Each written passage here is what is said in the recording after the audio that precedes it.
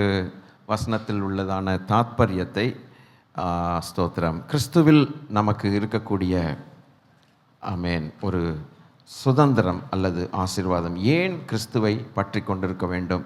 அதற்கு முன் உதாரணமாக அப்போஸ்தலனாகிய பவுல் சொன்னதான ஒரு ஆழமான ஒரு காரியத்தை இன்று ஷார்ட் டைமில் பார்த்து முடிக்கலாம்.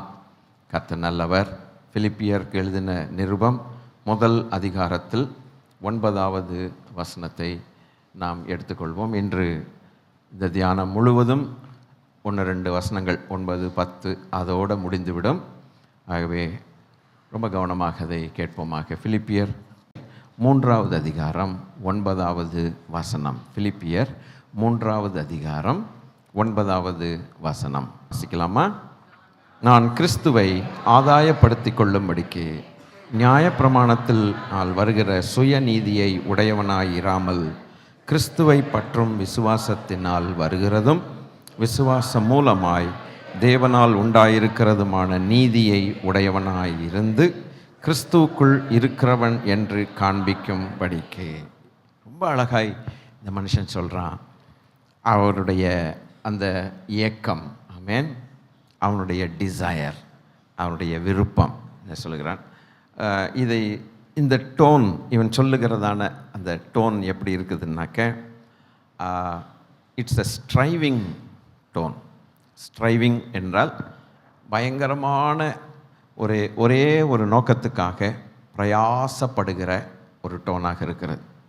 அத்லெட்ஸு ஸ்போர்ட்ஸ் ஃபீல்டில் நீங்கள் பார்த்துருப்பீங்க.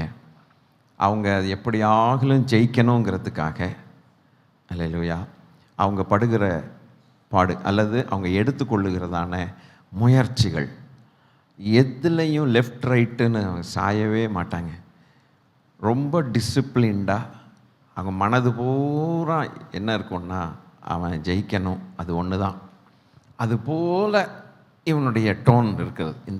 இந்த வார்த்தையிலேருந்து இவன் பேசுகிற ஒரு காரியம் இருக்கிறது. நன்றாக புரிந்து கொள்ளுங்கள். முதலாவது ஒரு 5 அல்லது ஒரு 6 காரியங்கள் இந்த 2 வசனங்களில் ஆழமாக நம்ம கொஞ்சம் பார்த்துட்டு இன்றைக்கி நாம் முடிக்க போகிறோம். இதுதான் நம்முடைய மாதிரியாக இருக்கட்டும்.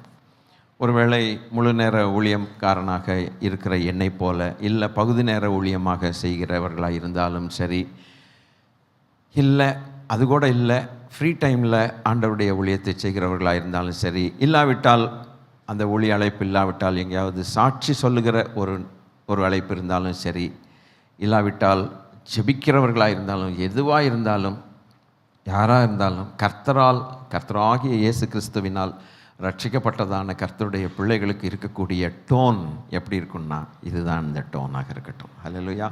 ஐ திங்க் உங்களுக்கு புரிகிற மாதிரி நான் கொஞ்சம் இன்ட்ரொடக்ஷன் கொடுத்துருக்குறேன்னு நினைக்கிறேன். இதில் இவன் முதலாவது செய்த அந்த ஒரு காரியம் என்னன்னு கேட்டால், நான் கிறிஸ்துவை ஆதாயப்படுத்தி கொள்ளும்படிக்கு. இந்த மனுஷன் ஆதாயப்படுத்தி கொள்ளும்படிக்குனாக்க ஏதாவது ஒரு நோக்கம் இல்லாமல் சில வார்த்தைகளை நாம் பயன்படுத்த மாட்டோம். நம்பர் 1 நீங்கள் நோட் பண்ண வேண்டியது, அதாவது ஒரு 6 காரியங்கள் என்று சொன்னேனே, அதில் முதல் காரியம் நீங்கள் நோட் பண்ணிக்கொள்ள வேண்டும். என்னன்னு கேட்டால், கிறிஸ்துவை ஆதாயப்படுத்தி கொள்ளுதல் என்கிறதான ஒரு தலைப்பாக நீங்கள் நோட் பண்ணிக்கொள்ளலாம். ஆதாயப்படுத்தணும்னா அது எல்லாவற்றை காட்டிலும் ரொம்ப விசேஷித்த ஒன்றாக இருந்தால் தான் அதை நாம் ஆதாயப்படுத்துவோம். கெயின் என்று சொல்லுகிறோம். இங்கிலீஷில் கெயின்.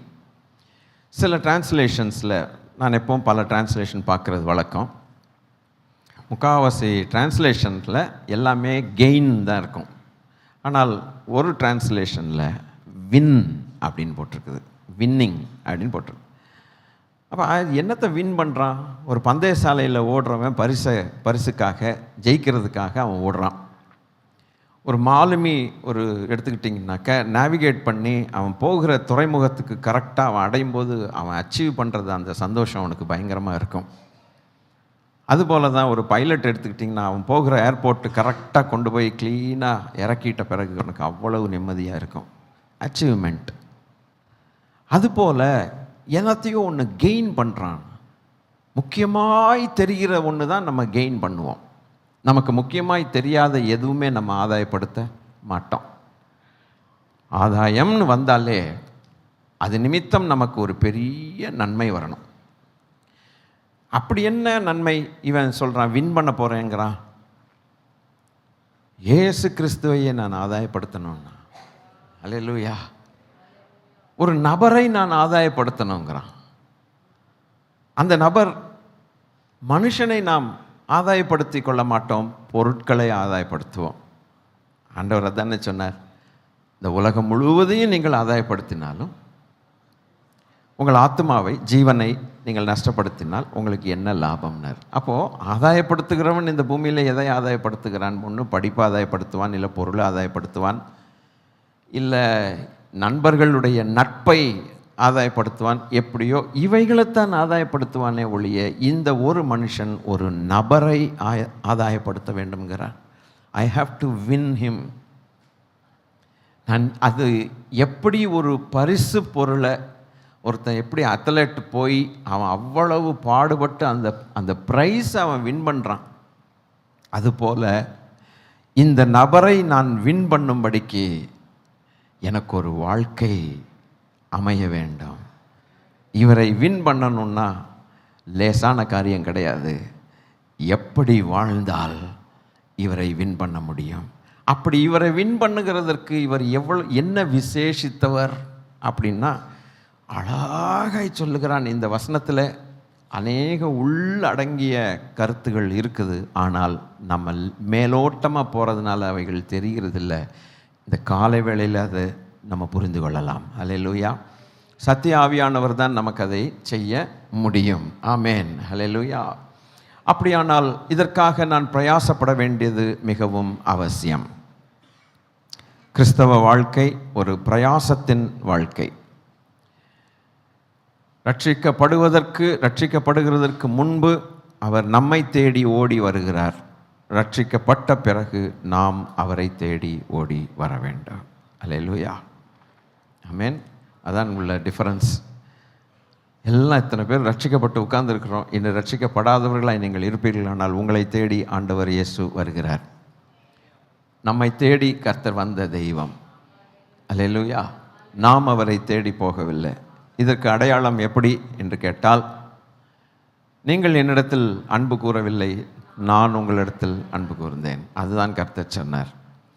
அடுத்து ஆண்டவர் சொன்ன ஒரு காரியம், நீங்கள் என்னை தெரிந்து கொள்ளவில்லை, நான் உங்களை தெரிந்து கொண்டேன் என்று சொன்னார். I have chosen you. You have not chosen me, but I have chosen you. நாம் அவரை தெரிந்து கொள்ளும்படிக்கு அவரை அறியாமல் இருந்தோம். மனக்கண்கள் குருடாயிருந்தது. அவரோ நம்மை தேடி வந்து நம்முடைய கண்களை திறந்தார். இனி கர்த்தருடைய பிள்ளைகளாய் நாம் மாறின பிறகு நாம் செய்ய வேண்டிய மிக முக்கியமான ஒரு காரியம், சத்தியத்தை தேடி நாம் போக வேண்டும். அவருடைய வசனத்தை தேட வேண்டும். புதையல்களை தேடுகிறது போல தேவ பிரசன்னத்தையும் கர்த்தருடைய சத்தியத்தையும் நாம் தேடுவோமானால் அவரிடத்தில் நெருங்கி சேர முடியும். ஹல்லேலூயா. போன ஃப்ரைடே ஒரு உதாரணத்தை சொல்ல ஆவியானவர் சகாயம் பண்ணார். அதைத்தான் நான் உங்களுக்கு சொல்லுகிறேன். இந்த தேடுகிற காரியத்தில் அநேகர் மிஸ் பண்ணி விடுவார்கள். மேலோட்டமாக ஒரு சின்ன ஒரு விசுவாசத்தோடைய வாழ்நாள் எல்லாம் வாழ்வார்கள். ஆழமாக அவர்கள் போகிறதில்லை. இன்று கர்த்தரை ஆராதிக்க வந்திருக்கிற நாம் இந்த பாடத்தை கற்றுக்கொள்வோமாக. சுவிட்சர்லாந்து என்ற பகுதியில் ஒரு அம்மா ஒரு தேவ ஊழியக்காரருக்காக காத்திருந்தாராம். சாது சுந்தர் சிங் அவர்களுடைய புஸ்தகத்தில் அது எழுதியிருக்கிறது. அதை நான் படித்தேன். அதனால தான் அதை உங்களுக்கு சொல்லுகிறேன். ரொம்ப பிடிச்சிருந்தது எனக்கு. 4 மணிக்கு அந்த தேவ ஊழியக்காரர் வருவார் என்று ஒரு டைம் கொடுத்துருந்தாங்க. இந்த அம்மாவும் 4 மணிக்கு கரெக்டாக ரெடியாக இருந்தாங்க. அப்போது 4 மணி ஆனோடனே இன்னும் அந்த தேவதாசன் வரவில்லையே. அவங்க நாட்டில் கொஞ்சம் பங்க்சுவலாக இருப்பாங்க போல் இருக்குது, நம்ம நாடு மாதிரியா இல்லை. அப்போது கரெக்டாக வரலன்னு சொல்லி முன்னால் அந்த வீட்டு வாசலில் இருக்கிறதான ஒரு தன்னுடைய வாட்ச்மேன்கிட்ட கேட்டிருக்கிறாங்க, ஒரு தேவதாசர் வரணுமே, வரலையே, வந்திருக்கிறாரா பாருங்க. அந்த மனுஷன் பார்த்துட்டு வந்த மாதிரி தெரியல, யாரோ ஒருத்தர் ஒரு வந்து நிற்கிறாரு, அவர் தேவன் நீங்கள் எதிர்பார்க்குற தேவதாசனை போல் தெரியலன்னு சொல்லிட்டார். அந்த அம்மா கொஞ்சம் டிசப்பாயிண்டட். ஏற்ற வேளையில் வரலையே, சொன்னபடி வரலையேன்னு சொல்லி அப்படியே வீட்டில் உட்காந்து டிசப்பாயிண்ட் ஆகிட்டு அப்படியே உட்காந்துட்டு இருந்தாங்க. ஒரு 2 மணி நேரம் அந்த மனுஷன் அந்த இடத்துலையே காத்திருந்தார், அவர் வீட்டு வாசலில். சிம்பிளாக இருந்தார். சிம்பிளாக இருந்தால் சில நேரங்களில் மிஸ் பண்ணிடுவோம். அவர் ஒரு பிச்சைக்காரனோ என்னமோ தெரியலையே, தங்க இடம் இல்லாமல் அங்கங்கேயும் சுற்றுறாரு போலன்னு நினச்சிக்கிட்டு அந்த வாட்ச்மேன்னு நினச்சிட்டான்.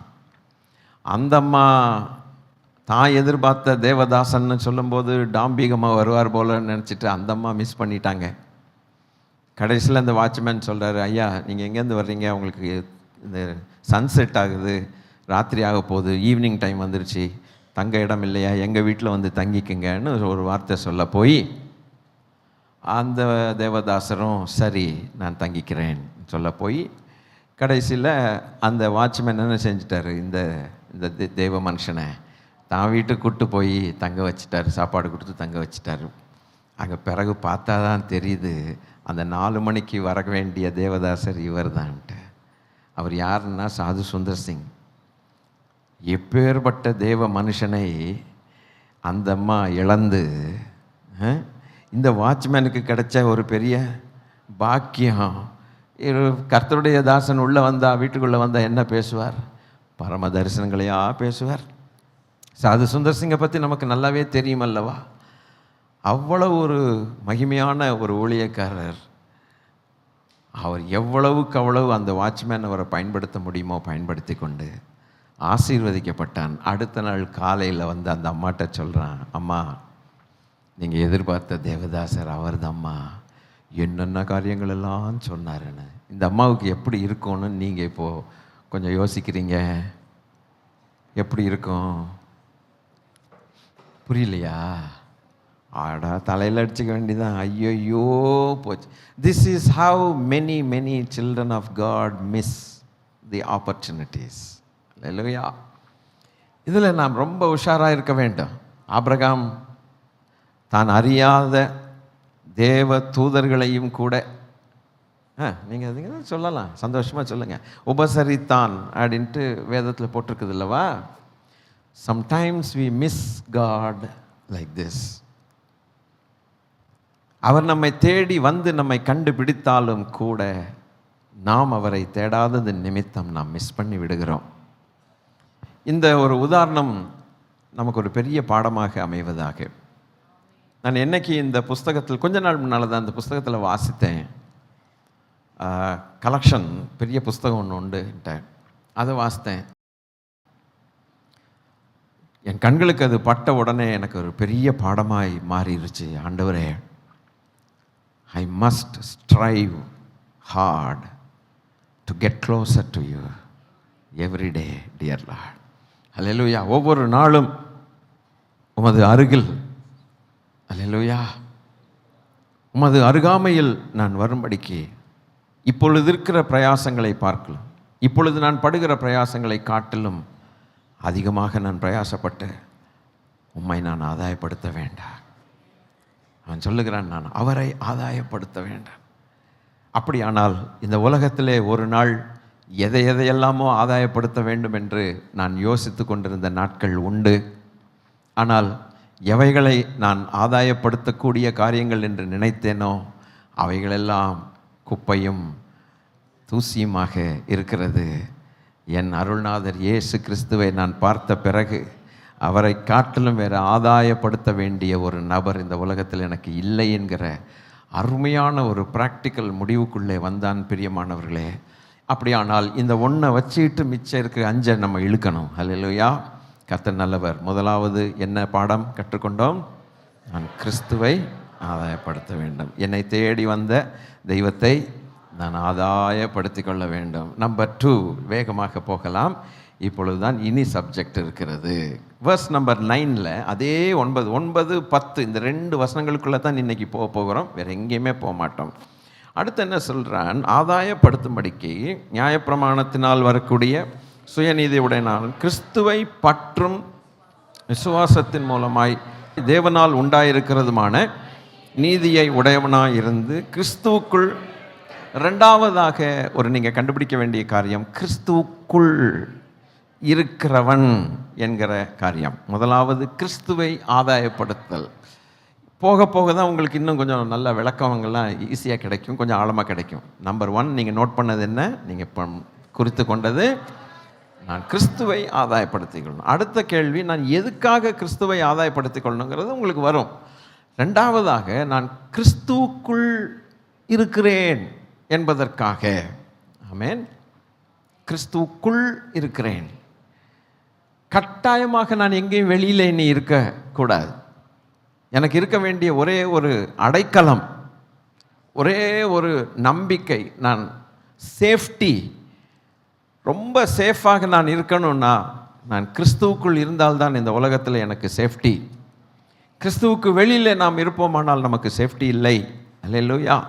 அப்படி கிறிஸ்துவுக்குள் இருக்கிறது என்ன லாபம் என்கிற காரியத்தை நான் உங்களுக்கு கொஞ்சம் கொஞ்சமாக கொண்டு போகிறேன். அல்லேலூயா, அல்லேலூயா.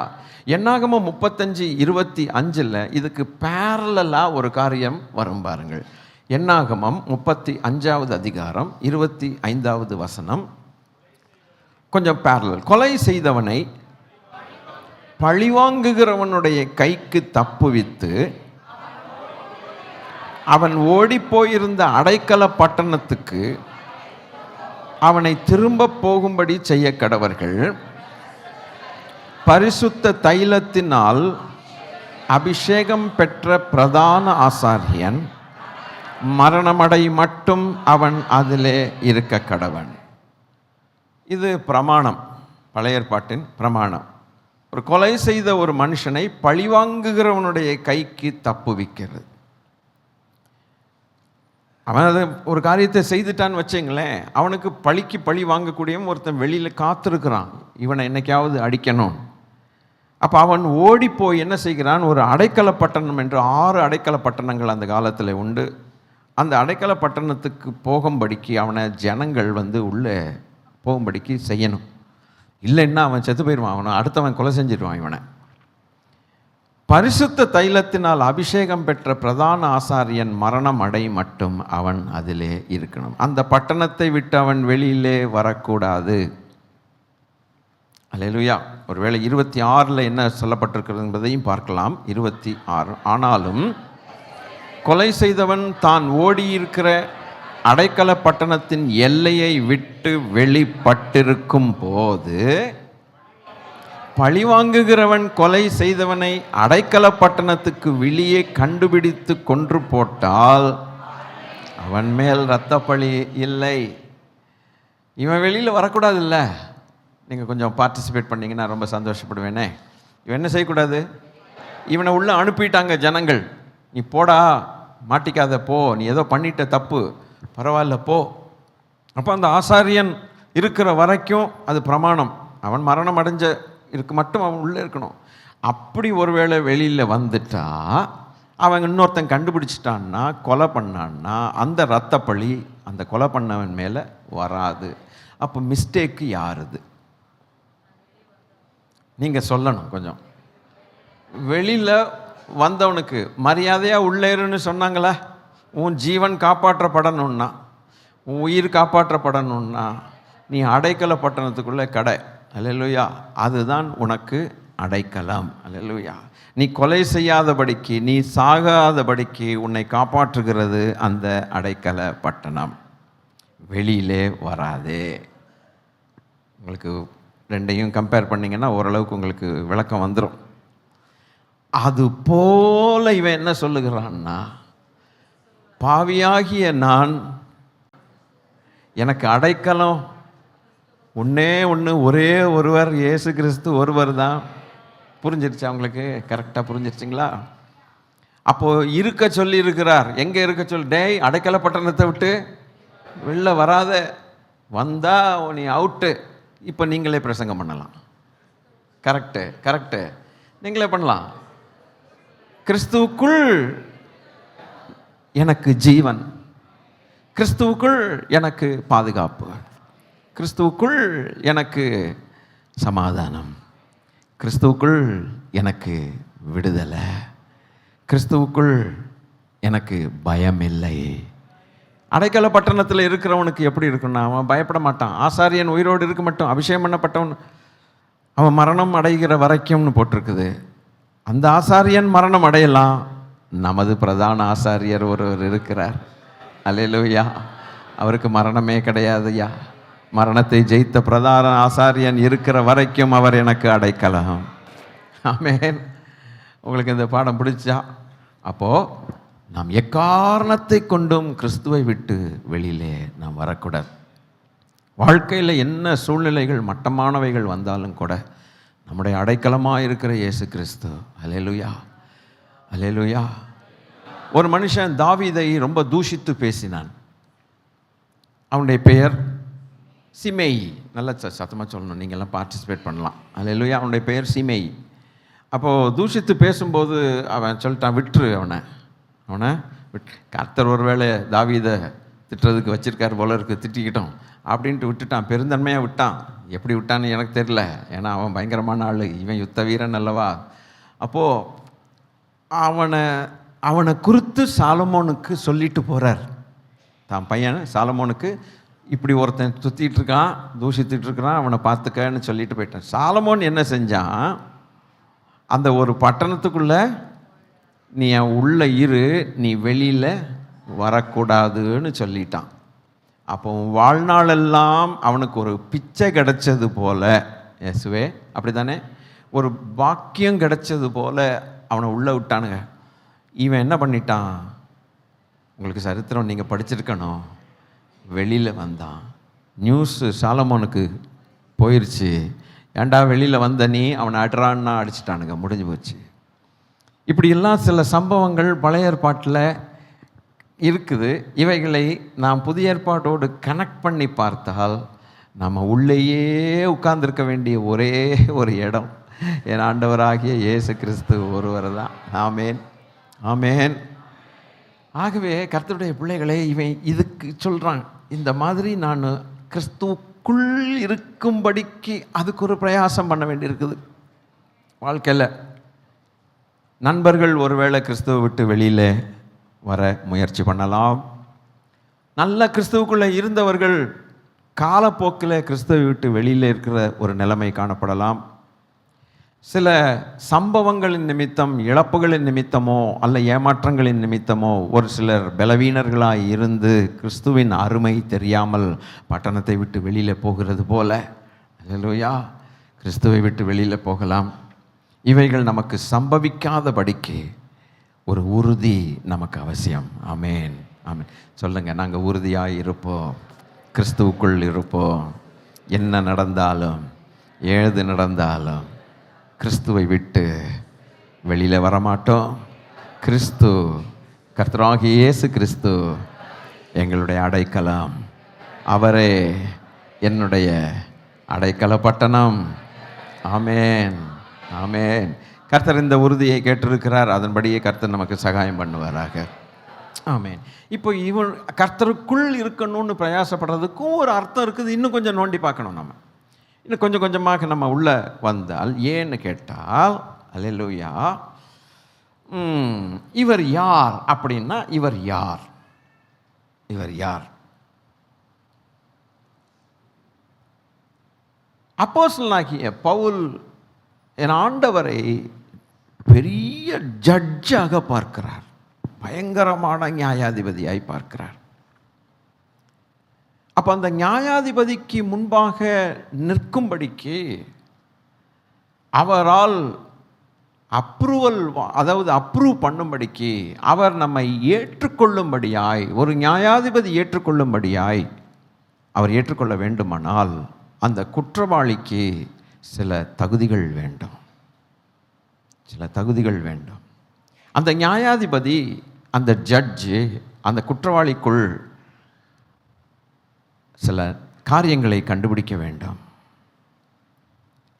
அப்படி ஒருவேளை அந்த குற்றவாளிக்கு அந்த நியாயாதிபதி நீதியின்படி விரும்புகிற சில காரியங்கள் இல்லாவிட்டால் அவருடைய நியாய தீர்ப்புகள் அந்த குற்றவாளியின் மேல் வரும்.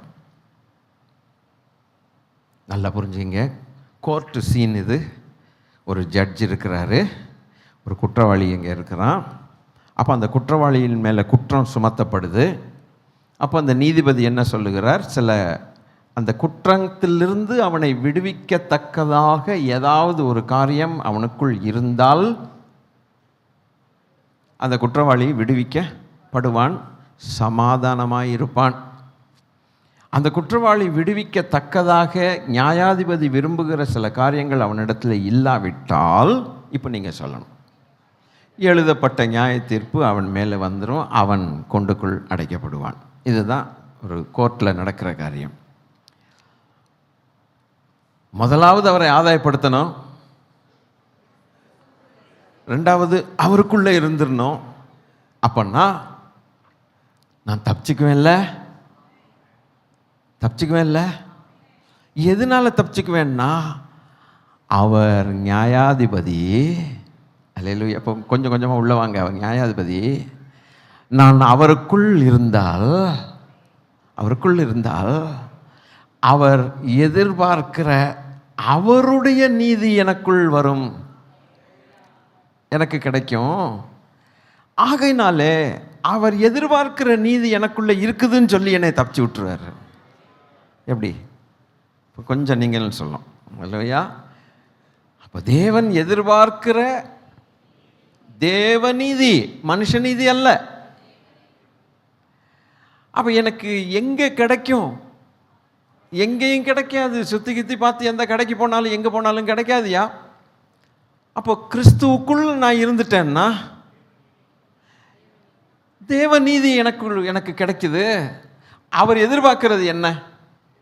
நீதியை தானே எதிர்பார்க்குறாரு. என்கிட்ட இருக்குல்ல, விளங்கலை இந்த ஆர்குமெண்ட், விளங்கலை. என்கிட்ட இருக்குல்ல, எப்படி இருக்குதுங்க? கிறிஸ்துவுக்குள்ளே இருக்கிறதுனால தேவநீதி எனக்குள்ளே இருக்குதுல்ல. என்னை தண்டிப்பாரா இல்லை விடுவிப்பாரா? என்ன ஒரு காரியத்தை அவன் புரிஞ்சு வச்சிருக்கிறான். அப்போ எனக்கு சமாதானம். 2 பேதுரு 3வது அதிகாரம் 14வது வசனத்தை பாருங்கள். 2 Peter chapter 3 verse number 14. ஆகையால் பிரியமானவர்களே, பிழையில்லாதவர்களும் கரையற்றவர்களும் பிழையில்லாதவர்களுமாய் சமாதானத்தோட அவர் சந்நிதியில் காணப்படும்படிக்கு ஜாக்கிரதையார்கள். எப்படி இருக்கணும்? நீதிபதிக்கு முன்பாக சமாதானத்தோட. ஆமென். நீதிபதிகள் எப்போதுமே குற்றவாளிகளை பார்க்கும்போது அந்த இடம் அப்படி இருக்கும், கோர்ட் அப்படி தான் இருக்கும். ஏன்னா சட்ட புஸ்தகம் திறந்துருக்கும். அவங்க இந்த சட்ட புஸ்தகத்தின்படி தான் என்ன செய்யணும்? போகணும். அவுட் ஆஃப் தி கோர்ட்டில் ஜாலியாக பேசுவாங்க. ஆனால் ஜட்ஜி அவர் சீட்டில் உட்காந்துட்டாருன்னா அங்கே கொஞ்சம் இரக்கத்துக்கு இடமே இருக்காது. அப்போது சட்ட புஸ்தகத்தின்படி கரெக்டாக வாக்குவாதம் நடக்கும், க்ளீனாக சட்டம்தான் ஜெயிக்கும், டப்புன்னு ஒரு தீர்ப்பு எழுதி பாஸ் பண்ணிடுவாங்க. அங்கே சமாதானம் இருக்கிறதுக்கு வாய்ப்பு இல்லை. குற்றவாளிக்கு சமாதானம் இருக்குமா ஐயா? கோர்ட்டில் கொண்டு போய் நிறுத்தினா நீங்களே சொல்லுங்கள். இருக்கவே இருக்காது. விசாரிக்கப்படும் இடம். இன்று ஒரு நீதிபதியோடு ஒரு குற்றவாளி சமாதானமாக இருந்தால் நிலைமை எப்படி இருக்கும்? அவன் விசாரிக்கப்பட வேண்டிய அவசியம் இல்லை. அதுதான் இங்கே சொல்லப்பட்டிருக்குது. ஒவ்வொரு வசனத்துலேயும் ஒரு கனெக்ஷன் இருக்கும், ஒரு ஆழங்கள் இருக்கும். ஆகவே பிரியமானவர்களே, இவைகள் வர காத்திருக்கிறதுனா இப்போ வானங்கள் வெந்துருகி போகும், பூதங்கள் வெந்துருகி போகும் அப்படிலாம் சொல்லிட்டு, இவைகள் வர காத்திருக்கிற நீங்கள் கரையற்றவர்களும் பிழை இல்லாதவர்களுமாய் உங்கள் நீதிபதியாகிய இயேசு கிறிஸ்துவை நீங்கள் சந்திக்கும் போது, மிச்சத்தை நீங்களே சொல்லிடலாம், அவரோடு நீங்கள் சமாதானமாய் இருக்கும்படிக்கு நீங்கள் ஜாக்கிரதையாயிருங்கள். சமாதானம் எப்போ வரும்? நீதியின்படி வாழ்ந்தால் சமாதானம். ஆமென். நீதி என்பது என்னது? மனுஷருக்கும் தேவனுக்கும் முன்பாக எது நியாயமோ அதை செய்தால் அவன் மேல் குற்றம் ஒரு நாளும் சுமருவதில்லை.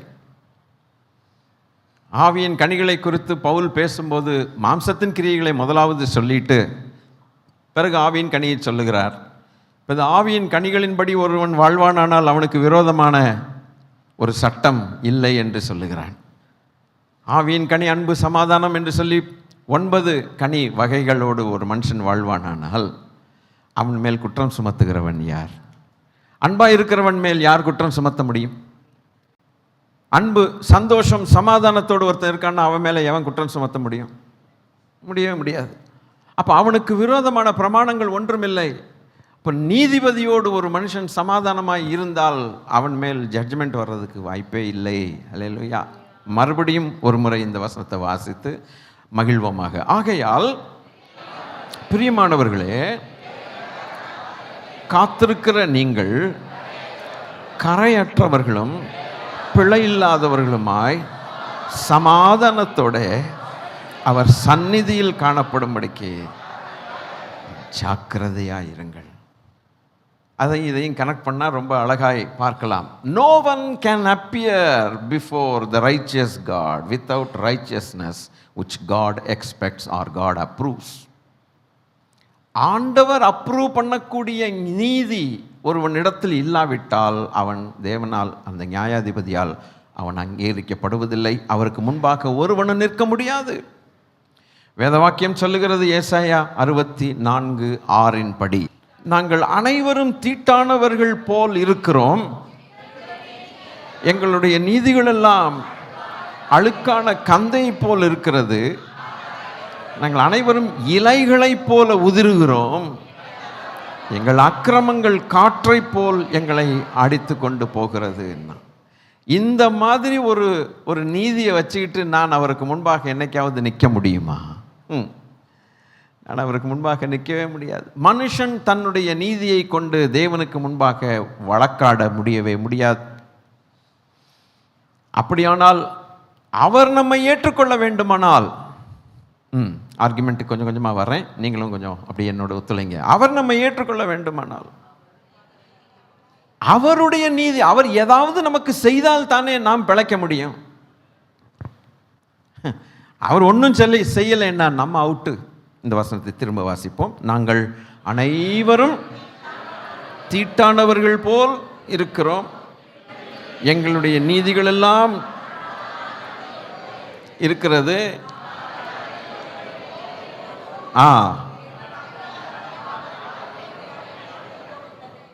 அவ்வளவுதான். நான் எங்கள் கேஸ் அப்படித்தான். மனுஷன் நன்மையான காரியங்களை செய்கிறேன் என்று சில காரியங்களை செய்து தேவனுக்கு முன்பாக அங்கீகரிக்கப்படலாமா என்று வகை தேடி பார்க்கிறான்.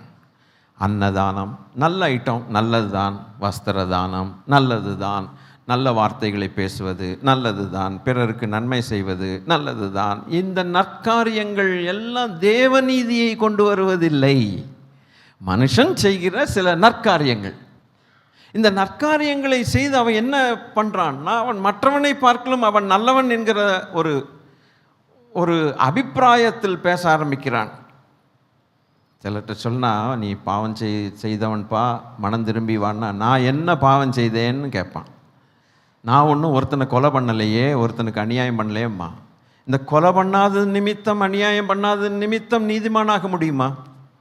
ஒருவேளை மனுஷன் பார்வையில் நல்லவனாக காணப்படலாம், தேவனுடைய பார்வையில் எல்லாரும் பாவம் செய்து ஏகமாய் கெட்டு போனார்கள் என்று எழுதியிருக்கிறது. ஒருவனாகிலும் உணர்வுள்ளவன் ஒருவனும் இல்லை, தேவனை தேடுகிறவன் ஒருவனும் இல்லை என்று எழுதியிருக்கிறது. அப்படியானால் எல்லாரையும் பாவம் தனக்குள் அடக்கி போட்டதே. பாவம் உலகத்தில் பிறக்க போகிற அத்தனை மனுஷர்களையும் அடக்கி போட்டது, தனக்குள் அடக்கி போட்டது. அப்படியானால் தேவனுக்கு முன்பாக நிற்க பாத்திரவான் யார்? ஆண்டவருக்கு முன்பாக நிற்க தைரியம் உள்ளவன் யார்? ஆண்டவரிடத்திலே தைரியமாய் பேசக்கூடியவன் யார்? ஒருவனும் இல்லை என்று வேதம் சொல்லுகிறது. அப்படியானால் எல்லாரும் அழிவுக்குள்ளாக போவார்கள். இரக்கத்தின் ஐஸ்வர்யமாய் இருக்கிற கர்த்தர் பிழைக்கும்படிக்கு, நாம் பிழைக்கும்படிக்கு, அல்லேலூயா, இந்த ஒரு சென்டென்ஸ், இந்த ஒரு வார்த்தை நம்ம துள்ளி குதிக்க வைக்கும். நாம் பிழைக்கும்படிக்கு, சாக தெரிஞ்ச உன்னை பிழைத்திரு என்று சொன்னேன் என்கிற எசேக்கியேல் எழுதியிருக்கிற அந்த வசனத்தின்படி, நான் உன்னை பார்க்கும்போது நீ சாகதற்கு ரெடியாக இருந்தாய், உன்னிலே ஒரு நன்மையும் இல்லை, நீ நினைக்கிற நீதிகள் என்னுடைய நீதியின் அளவுக்கு ஒரு நாளும் வராது, அழுக்கான கந்தை, டோர்மேட், கிழிஞ்சு போன அழுக்கு துணியை போல இருக்குது நீ செய்த காரியங்கள் என்று ஆண்டவர் பார்க்கிறார். அல்லேலூயா. இவைகள் ஒரு நாள். ஆகவே கர்த்தர் செய்தது என்ன? வாங்க இப்போ சப்ஜெக்டுக்குள்ளே வர்றோம். அல்லேலூயா. கர்த்தரை மகிமைப்படுத்தலாமே. ஆமென். Glory to God. அப்போ தேவன் செய்த உபாயம் என்ன? அவர் விரும்புகிற நீதியை நமக்கு தந்தருளினார். அவர் விரும்புகிற, நல்ல திரும்ப சொல்கிறேன், அவர் விரும்புகிற அல்லது அவர் எதிர்பார்க்கிற ஒரு குற்றவாளியை தண்டிக்காமல் விட்டுவிடத்தக்கதாக அவனுக்குள் காணப்பட வேண்டிய நீதியை அவனுக்கு ப்ரொவைட் பண்ணுகிறார், அவனுக்கு கொடுக்கிறார். இதை பற்றிக்கொள், நான் கொடுக்கிற இந்த கிஃப்டை நீ வாங்கிக்கொள், நான் கொடுக்கிற இந்த நீதியை நீ பெற்றுக்கொள். அப்படி நீ மனப்பூர்வமாய் பெற்றுக்கொள்வாயானால், அதை தக்க வைத்து கொள்வாயானால், அல்லேலூயா, நீ என்னுடைய நியாய தீர்ப்பின் நாளில் அல்லது எனக்கு முன்பாக நீ சமாதானத்தோடு நீ இருக்கலாம். எனக்கு முன்பாக நீ என நான் கொடுத்த நீதி இப்பொழுது நான் பார்க்கும்போது அது என்னுடைய நீதியின்படி இருக்கிறபடினாலே எனக்கு அது சந்தோஷம். அல்லேலூயா. நான் இனி உன்னை தொடுவதில்லை. அந்த நீதி உன்னை குற்றவாளியாக பார்க்காமல் என்னை பார்க்க விட மாட்டேங்குது. நான் கொடுத்த நீதி உங்களுக்கு எப்படியாவது புரிய வச்சிடணும்னு பார்க்குறேன். நான் கொடுத்த நீதி என்னை என்ன செய்யுது? உன்னை குற்றவாளியாக என்னை பார்க்க விடாமல் நீ குற்றம் செய்யாதவனை போல பார்க்க தோணுது. அல்லேலூயா. குற்றம் செய்யாதவனை போல பார்க்க தோன்னால் நீ என்னுடைய நண்பனாகத்தான் என்னை நான் பார்க்கிறேன். 2 நண்பர்களுக்குள்ளே சமாதானம் தானே. அல்லேலூயா. பகையை நீக்கினார். அந்த நீதி தேவ நீதி, இயேசு கிறிஸ்து என்பதை கண்கள் திறக்கப்பட்டவனாய் அவன் கண்டான். அதனால தான் சொல்கிறேன், நான் கிறிஸ்துவுக்குள் இருப்பவனாக என்னை நிறுத்துகிறேன். அல்லேலூயா. ஆக நான் அவரை விட்டு இப்போ நீங்கள் சொல்லுங்கள், வெளியில் வரணுமா? வெளியில் வரக்கூடாது. அட என்னங்க இந்த இவ்வளோ கேட்டுட்டு இப்போ நீங்கள் சொல்லுங்கள், வெளியில் வரணுமா வரக்கூடாதான்ட்டு. அப்போ அன்னைக்கு பவுல் சொல்கிறத இன்னைக்கு யார் சொல்லணும்? விசுவாசிக்கிற எல்லாருமே சொல்லணும். என்னன்னு கேட்டால், எனக்கு கிடைச்ச பாக்கியம் ஒரு அடைக்கல பட்டணம் கிடைச்சிருக்குது. அல்லேலூயா. மற்றவங்களுக்கு இது புரியாமல் உட்காந்துருக்குறாங்க, மதமாற்றம்னு சொல்லி உட்காந்துட்டு இருக்காங்க. இந்த அடைக்கல பட்டணத்துக்குள் வராமல் எவ்வளோ டேஞ்சர் பார்த்தீங்களா? அல்லேலூயா. எனக்கோ ஒரு சிறப்பான சுதந்திரம் கிடைத்தது. நேர்த்தியான இடத்தில் பங்கு கிடைத்தது. விசிலடித்து டான்ஸ் ஆடுறவன் நம்ம தான் இருக்கணும். அது எந்த சூழ்நிலைக்கும் தக்க மாதிரி மாறாது. இது சூழ்நிலைகள் மாறலாம், தேவநீதி மாறுவதில்லையே. இதான் சொல்லும்போது எனக்கு எவ்வளோ சந்தோஷமாக இருக்குங்கிறீங்க. வீட்டில் நைட்டில் உட்காந்து அப்படியே யோசித்து, ஆண்டவரே இது இல்லை என்ன தாத்பரியம், இது ஏன் இப்படி சொல்கிறான்? நீங்களே கொஞ்சம் பாருங்கள். இது மேலோட்டமாக வாசித்தா என்ன புரியுது உங்களுக்கு? ஒன்றுமே புரியாது. இதுக்குள்ளே போனால் தான் தெரியுதுடா. அப்படி வரும்போது ஹல்லேலூயா, அந்த ரைச்சஸ்னஸ் என்ன பண்ணிச்சு அப்படின்னு கேட்டால் அதுக்கு ஒரு விளக்கங்கள் உண்டு. வேணுமா? தெரிஞ்சுக்குவீங்களா? அது தெரிஞ்சுட்டு என்ன பண்ணணும்னா, நம்ம ஆனந்தமாக தேவனுக்கு மகிமை செலுத்தணும், நன்றி செலுத்தணும். ஐயா, இந்த நீதி என்ன செய்தது என்று கேட்டால், ஹல்லேலூயா, நம்மை நீதிமான் ஆக்கிற்று. நீதிமான் ஆக்கணும்னா எப்படி அப்படின்னு கேட்டால், பாவம் இருக்கிற வரைக்கும் ஒரு மனுஷன் நீதிமான் ஆக முடியாது என்கிற அடிப்படை சத்தியத்தை வச்சுட்டு தான் அது மேலே நம்ம கிளம்பணும். நல்லா சொல்லுங்க. பாவம் இருக்கிற வரைக்கும் அவனுக்குள் நீதி இல்லை. அல்லேலூயா. அப்போ இயேசு கிறிஸ்துவை நமக்கு நீதியாக கொடுத்தவர் ஒரு காரியம் செய்ய வேண்டுமே. நீங்களே வந்துடலாம், நல்லா யோசித்துக்கிட்டு. நான் ஒன்று உங்களுக்கு சொல்கிறேன், க்ளூ மாதிரி சொல்கிறேன். பாவம் இருக்கு, மேக்ஸு அதில் இதில் ஏகப்பட்ட படிக்கிற நாட்களில் நிறைய சால்வ் பண்ணியிருக்கீங்க. இப்போ முதல்ல இதை சால்வ் பண்ணுங்க. பாவம் இருக்கிற வரைக்கும் நீதி இருப்பதில்லை. இதுதான் உங்களுக்கு கிடைச்ச க்ளூ. இப்போ இயேசு கிறிஸ்துவானவர் நமக்கு நீதியாக பிதாவாகிய தேவன் தந்தார், ஆனால் நம்மை நீதிமான் ஆக்குகிறவர். அப்படியானால் அவர் என்ன செய்திருக்க வேண்டும்? அதுதான் சிம்பிள் லாஜிக். பாவத்தை பரிகரிக்க வேண்டும். அவன் இன்னும் ஒரு காரியத்தை சொல்லுங்க. பழைய ஏற்பாட்டில் இதை குறித்ததான அல்லேலூயா ஒரு விளக்கங்கள் உண்டு பிரியமானவர்களே. பழைய ஏற்பாட்டின்படி சங்கீதம் 32 1 2 வாசிக்கும்போது, பழைய ஏற்பாட்டின்படி சங்கீதம் 32 அதிகாரம் 1 2 வாசிக்கும்போது, எவனுடைய மீறுதல் மன்னிக்கப்பட்டது. நல்ல எல்லாருமே கூட பின்னால் இருக்கவங்களும் தயவு செய்து வாசிங்க. எவனுடைய மீறுதல் மன்னிக்கப்பட்டதோ மூடப்பட்டதோ பாக்கியவான். அக்கிரமத்தை கர்த்தர் எண்ணாதிருக்கிறாரோ, ஆவியில் கபடமில்லாதிருக்கிறதோ. எவனுடைய அக்கிரமத்தை கர்த்தர் எண்ணாதிருக்கிறார்னா நியாயாதிபதி எண்ணாதிருக்கிறார்னு அர்த்தம். உங்களுக்கு கனெக்ட் ஆயிருச்சா? ஒரு குற்றவாளி இருக்கிறான். இப்போ அழகாக நீங்கள் பிரசங்கம் சூப்பராக பண்ணலாம். அந்த குற்றவாளியுடைய அக்கிரமத்தை அந்த நியாயாதிபதி என்ன செய்யலை, எடுக்கலை, பெருசாக எடுக்கலைன்னா அந்த குற்றவாளிக்கும் அந்த நீதிபதிக்கும் சமாதானம் தானே, நிம்மதி தானே. அப்போ அந்த குற்றவாளியுடைய இருதயத்தில் எவ்வளவு நிம்மதி இருக்கும். நியாயாதிபதியை பார்க்கும்போது இவர் நம்மளை நியாயம் தீர்க்க மாட்டார், நியாயம் தீர்க்க முடியாது என்கிற ஒரு நிலைமையில் குற்றவாளியுடைய இருதயம் இருக்குமானால் அவன் தைரியமாய், அல்லேலூயா, அதனால தான் நாம் தைரியமாய் கிருபாசன தண்டையில் சேரக்கடவோம்னு போட்டிருக்குது. இந்த வசனங்கள் எல்லாம் கரெக்டாக சப்ஜெக்டோடு அப்படியே கனெக்ட் ஆகும். பாவம் இல்லாத மகா பிரதான ஆசாரியர், வானங்களின் வழியாய் பரத்துக்கு சென்றதான பிரதான ஆசாரியர் நமக்கு உண்டு. அல்லேலூயா. ஆகையினாலே நாம் என்ன செய்யணுமா, தைரியமாய் கிருபாசனத்தண்டையில் அந்த நீதிபதி அல்லது நியாயாதிபதி, எந்த வார்த்தையை வேணால் போட்டுக்குங்க, அல்லது இங்கிலீஷில் ஜட்ஜினாவது போட்டுங்க, அந்த கிருபாசனத்துக்கு இருக்கக்கூடிய அந்த இடத்தம், ஜட்ஜி இருக்கக்கூடிய இடத்துக்கு தைரியமாய் பிரவேசிக்கலாமே. அல்லேலூயா.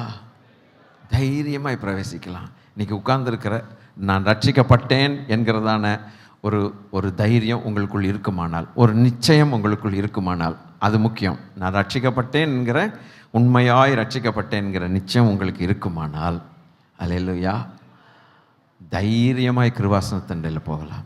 தைரியமாய் அந்த நியாயாதிபதியை சந்திக்கலாம். தைரியமாய் அந்த நீதிபதிக்கு முன்பாக போய் நிற்கலாம். சமாதானம் பெற்றோம்.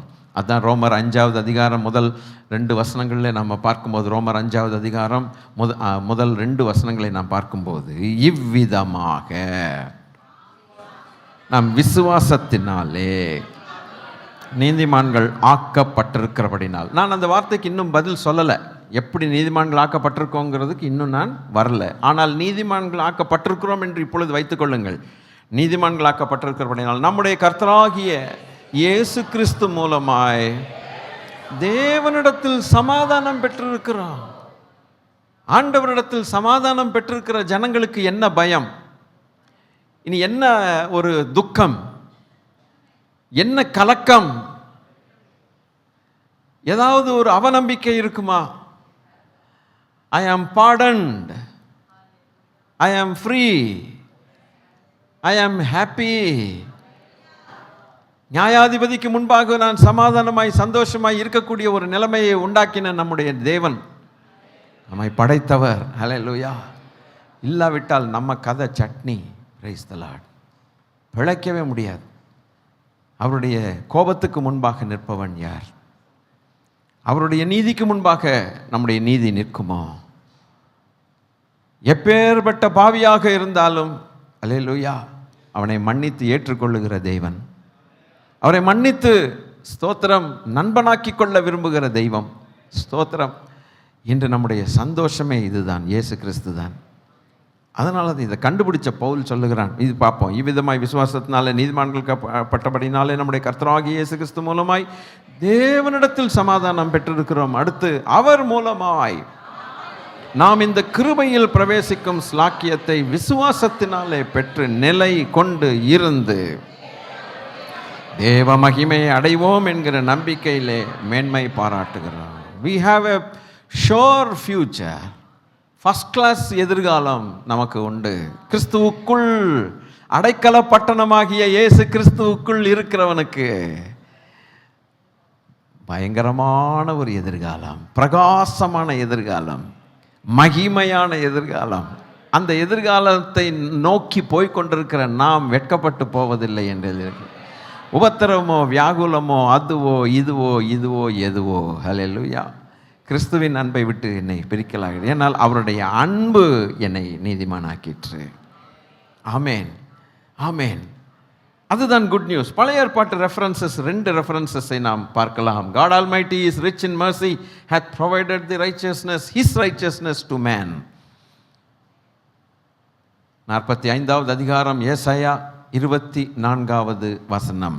45th chapter of Isaiah, chapter verse number 24.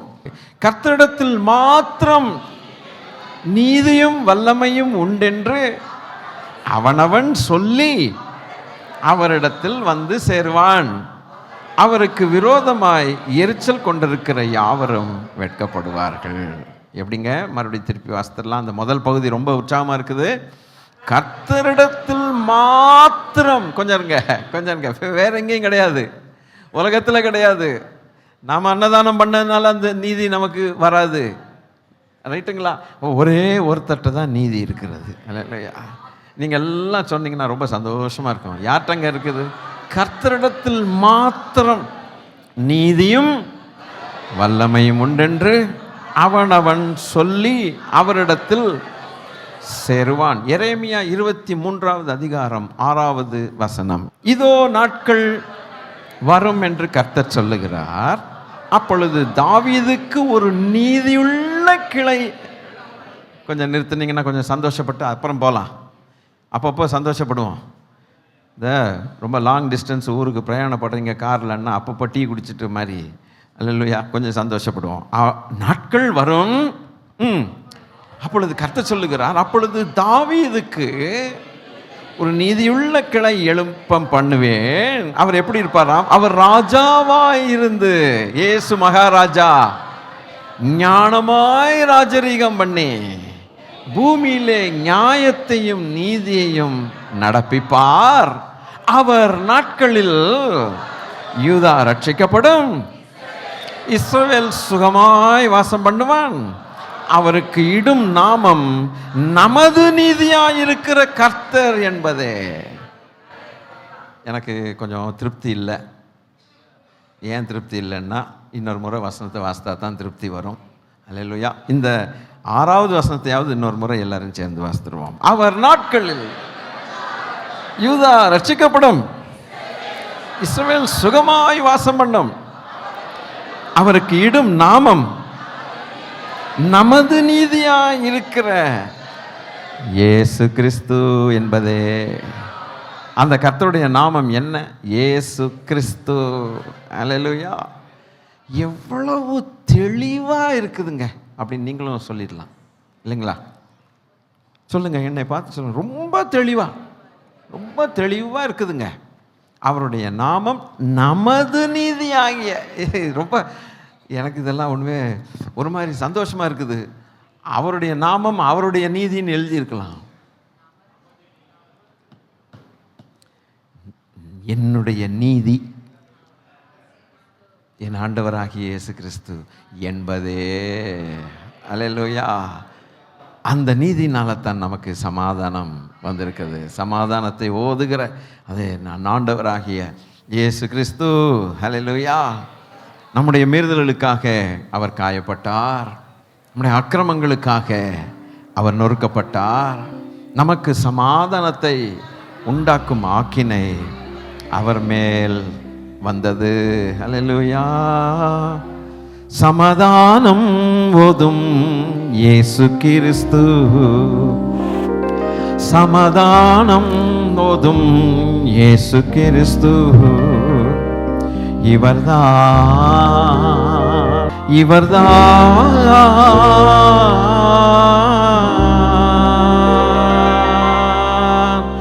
சமாதானம் ஓதும் இயேசு கிறிஸ்து, சமாதானம் ஓதும் இயேசு கிறிஸ்து. இவர்தான்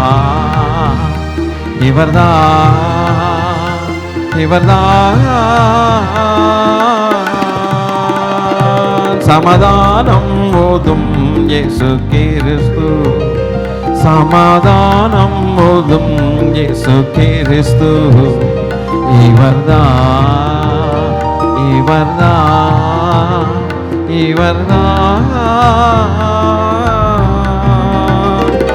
நமதாதி பிதாவின் திருப்பாலறிவர், நமதாதி பிதாவின் திருப்பாலறிவர், அனுகூலறிவர் மனுவேலறிவர், அனுகூலறிவர் மனுவேலனிவர், சமாதானம் ஓதும் இயேசு கிறிஸ்து இவர்தான் என் ரட்சகர்தான், இவர்தான் நேய கிருபையின் ஒரு சேயறிவர்,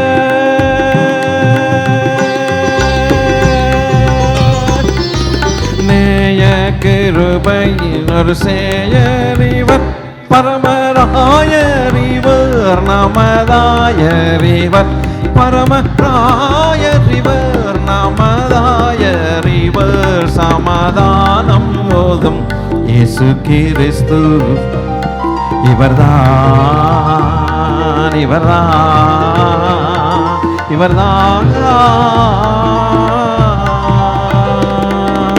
ஆதிநரர் செய்த தீதரவே,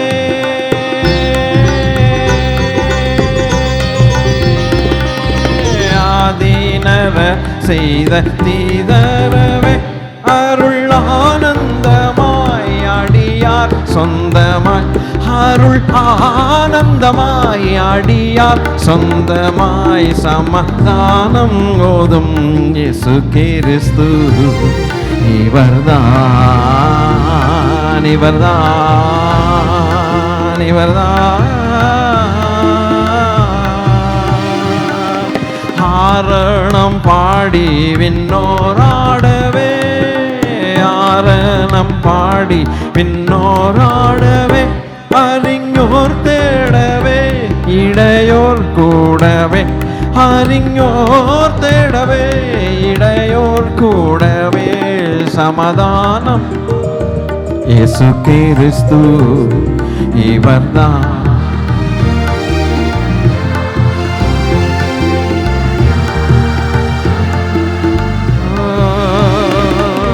மெய்யாகவே மேசியாவுமே, மெய்யாகவே மேசியாவுமே, நம்மை நாடினாரே கிருபை கூறினாரே, நம்மை நாடினாரே கிருபை கூடினாரே, சமாதானம் ஓதும் இயேசு கிறிஸ்து இவர்தான், இவர்தான், இவர்தான்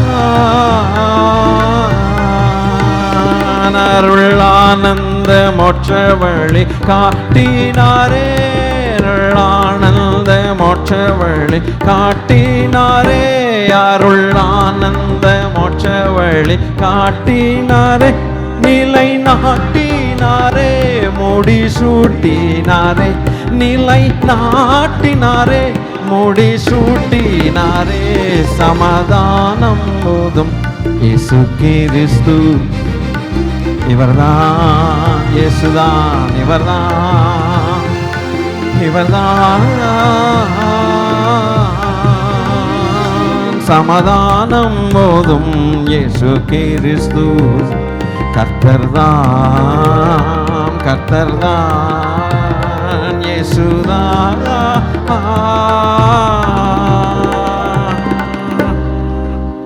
அந்த எரேமியா 23:6 இன்னொரு முறை வாசித்தா தான் நமக்கு தூக்கம் வரும் போல இருக்குது. அல்லேலூயா. இந்த எரேமியா 23:6 வாசித்து பாருங்கள். 23 வாசிப்போமாக. அவர் நாட்களில் யூதா ரட்சிக்கப்படும், இஸ்ரவேல் சுகமாய் வாசம் பண்ணும், அவருக்கு கொடுக்கப்படும் நாமம் நமது நீதியாயிருக்கிற கர்த்தர் என்பதே. இந்த ஒரு வசனம் போது இன்னைக்கு உள்ள பிரசங்கத்துக்கு, நம்ம கொண்டாடுறதுக்கும் குதிக்கிறதுக்கும் பாடுறதுக்கும் ஆடுறதுக்கும் ஒரே ஒரு வசனம். இந்த நமது நீதியாகிய இயேசு கிறிஸ்துவுக்குள் நாம் இருப்பது பாக்கியம். அதைத்தான் பவுல் சொல்லுகிறான், நான் கிறிஸ்துவுக்குள் இருக்கும்படிக்கு. இப்போ உங்களுக்கு அந்த வசனம் நல்லா விளங்குதா? கொஞ்சம் சொல்லுங்களேன், விளங்குதா? ஏன் அதை சொல்கிறான்னா, அவரை விட்டு நான் வெளியில் வரவே மாட்டேன் சாமி. அல்லேலூயா. எத்தனை கோடி கொடுத்தாலும் எத்தனை சிங்காரமான மாளிகைகளை நாம் பார்த்தாலும் ஐயோ அவரை விட்டு எனக்கு, அதனால தான் இவரை நான் ஆதாயப்படுத்தி கொள்றதுக்கு எல்லாத்தையுமே நஷ்டமும் குப்பையுமாயிட்டேன். அப்போ இன்றைக்கி சபைக்கு நம்ம எந்த உலகத்தில் எந்த வேலைகளை செய்தாலும், எங்கே பிஸியாக இருந்தாலும், எத்தனை கண்ட்ரீஸ் நம்ம ஓடிக்கொண்டிருந்தாலும், இந்த உலகத்தில் எல்லாரும் முழு நேர ஊழியக்காரராக பவுலை போல இருக்க முடியாது. நாம் இருக்கக்கூடிய அந்த வேலைகளில் கரை திரை முதலானவைகள் இல்லாமல் அவருக்கு முன்பாக சமாதானமாய் இருக்கும்படிக்கு ஜாக்கிரதையாக இருக்க கடவுள்னு போட்டிருக்குது. ஆமேன், ஆமேன், ஆமேன், ஆமேன், ஆமேன். நமது நீதியாகிய கிறிஸ்து வெளிப்படுவார். ஆமேன். நமது கொலோசியர் 3வது அதிகாரம் முதல் 3 வசனங்கள். கொலோசியர் 3வது அதிகாரம் முதல் 3 வசனங்களை பாருங்களேன். நீங்கள் கிறிஸ்துவுடனே கூட எழுந்ததுண்டானால் கிறிஸ்து தேவனுடைய வலது பார்சத்தில் வீற்றிருக்கும் இடத்தில் உள்ள மேலானவைகளை தேடுங்கள், பூமியில் உள்ளவைகளை அல்ல, மேலானவைகளை நாடுங்கள். ஏனென்றால் நீங்கள் மரித்தீர்கள், உங்கள் ஜீவன் கிறிஸ்துவுடனே தேவனுக்குள் மறைந்திருக்கிறது. நம்முடைய ஜீவனாகிய கிறிஸ்து. அந்த வார்த்தைக்காகத்தான் இதை வாசிக்க சொன்னேன். ஆமேன். எரேமியா 23:6 என்ன போட்டிருக்குது? 23:6 நமது நீதியாய் இருக்கிற கர்த்தர். இங்கே நம்முடைய ஜீவனாகிய கிறிஸ்து. சூப்பராக இருக்கா? சூப்பராக இருக்கா? எனக்கு வாயை திறக்க மாட்டேங்குது. சூப்பராக இருக்கான்னு கேட்டா ஆமேன். அப்போ என்னுடைய ஜீவன், அப்போ இந்த நீதியாய் இருக்கக்கூடிய இயேசு கிறிஸ்து எனக்கு ஜீவனாய் இருக்கிறார். ஆமேன். அந்த ஜீவனுக்குள் என்னையும் அவரையும் நாட் போட்டு, அதாவது முடிச்சு போட்டது போல தேவனுக்குள் அவர் வச்சிருக்கிறார்னு போட்டிருக்கு. ஏனென்றால் நீங்கள் மரித்தீர்கள், உங்கள் ஜீவன் கிறிஸ்து உடனேன்னா என்ன அர்த்தம்? இருங்க இருங்க இருங்க இருங்க இருங்க இருங்க இருங்க இருங்க இருங்க இருங்க ராஜதானி எக்ஸ்பிரஸ் போல ஸ்பீடாக போகிறீங்களே, இருங்க. அப்போது ஜீவன் கிறிஸ்து உடனேன்னா என்ன அர்த்தம்? இந்த புக்கை அந்த புக்கோட வைப்பா அப்படின்னா என்ன அர்த்தம்? அந்த புக்கை சேர்த்து வைக்கிறது. அந்த நூலோட இந்த நூலை கட்டிருன்னா என்ன அர்த்தம்? சேர்த்து கட்டுறது. அப்படி நம்முடைய ஜீவனை கிறிஸ்து என்கிற நமது நீதியாகிய தேவனோடு கூட முடிச்சு போட்டு வச்சு தேவன் பத்திரமாக லாக்கரில் வச்சிருக்கிற மாதிரி வச்சிருக்கிறாரு. ஒரு நாள் நம்முடைய ஜீவனாகிய இயேசு கிறிஸ்து வெளிப்படுவார். இல்லையா? அப்போது முடிச்சு போட்டால் எல்லாருமே என்ன செய்வோம்? முடிச்சு போட்டால் எல்லாமே இன்ஜினோட கனெக்ட் பண்ண பெட்டியெல்லாம் போய்த்தானே ஆகணும், வேறு வழி இல்லை. அப்போ இன்றைக்கி நம்ம யாரோட தேவன் நம்மளை முடிச்சு போட்டு வச்சிருக்கிறாரு, அதை தான் பவுலுக்கு தெரியாமல் இருந்தது. இப்போது கொஞ்சம் கொஞ்சமாக நம்ம உள்ளே போகிறோம். தேவனுக்குள் மறைந்திருக்கிறது. ஆகவே நமது ஜீவன். ஓகே, இப்போ புதிய ஏற்பாட்டில் இயேசு கிறிஸ்து நம்முடைய ஜீவனாக இருக்கிறார் என்பதற்கு ஒரு வசனம். பழைய ஏற்பாட்டில் 2 வசனம் பார்த்தோம். ஏசாயா 45:24 பார்த்தோம். எரேமியா 23. சூப்பராக கரெக்டாக இயேசு கிறிஸ்துவை குறித்து க்ளீனாக எழுதியிருக்குது. புதிய ஏற்பாட்டில் 1 கொரிந்தியர் 1வது அதிகாரம் 29 கடைசி 31 வரைக்கும். மாம்சமான எவனும் பெருமை பாராட்டாதபடிக்கு. ஒரு நிமிஷம். இது ஏன் இந்த மாம்சமான மனுஷன் அப்படின்னு சொன்னால், இதுக்கு முன்னால் கொஞ்சம் அந்த பிலிப்பியர் 3வது அதிகாரம் ஒரு 9வது வசனத்துக்கு நம்ம வந்துடணும். பிலிப்பியர் 3வது அதிகாரம் 9வது வசனம். நான் கிறிஸ்துவை ஆதாயப்படுத்தி கொள்ளும்படிக்கு நியாயப்பிரமாணத்தினால் வருகிற போதும். இந்த ஹார்டு சப்ஜெக்ட்ஸு கொஞ்சம் கொஞ்சமாக சிம்பிளாக உங்களுக்கு நான் விளக்கி கொடுக்குறேன். இவன் என்னமா சொல்கிறான்? நியாயப்பிரமாணத்தினால் வரக்கூடிய சுயநீதி, செல்ஃப் ரைச்சஸ்னஸ். இந்த செல்ஃப் ரைச்சஸ்னஸ்னால் வரக்கூடிய ஒரு பெருமை கொஞ்சம் விளங்கணும். பொறுமையாக சொல்கிறேன். நியாயப்பிரமாணத்தை கை கொண்டால் நியாயப்பிரமாணத்தின்படி பிழைப்பான். நீங்கள் சொல்லுங்க, புரிஞ்சுதாங்கிற மாத்திரம் சொல்லுங்கள். ஒரு மனுஷன் தேவனுடைய மோசேயின் பிரமாணத்தின்படி 100க்கு 100 அதை கை கொண்டால் அந்த பிரமாணத்தின்படியே அவன் என்ன செய்வான்? பிழைப்பான். ஆனால் எந்த மனுஷனும் அப்படி முடியாதே. விளங்குதா உங்களுக்கு? முடியாது. அப்போ ஏன் முடியாதுன்னா, இவனுக்குள்ளே, இந்த மனுஷனுக்குள்ளே பாவம் செய்கிற சுபாவத்தினாலே பலவீனப்பட்ட மனுஷனாக இருக்கிறான். நியாயப்பிரமாணமோ பலனுள்ளதாக இருக்கிறது. அப்போ பலன் உள்ளது பலவீனரை தாங்க வேண்டுமா இல்லையா? ஒரு பலசாலி ஒரு வீக்காக இருக்கிற ஒருத்தனை என்ன செய்யணும்? தாங்கணும். தாங்க மாட்டேங்குது. அதுக்கு பதிலாக இது ஸ்கூல் மாஸ்டர் போல் இருக்குது.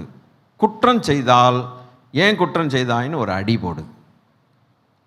ஐயா சாமி, நான் குற்றம் செஞ்சிட்டேன் ஐயா, எனக்கு கொஞ்சம் நான் பலவீனமாக இருக்கிறேன், செய்யக்கூடாதுன்னு தான் நினைக்கிறேன். சூச்சாமா சொல்லுங்கள். செய்யக்கூடாதுன்னு நினைக்கிறேன், செஞ்சிடுறேன். எதை செய்யக்கூடாதோ அதை செய்கிறேன், எதை செய்யணுமோ அதை செய்யாமல் இருக்கேன்.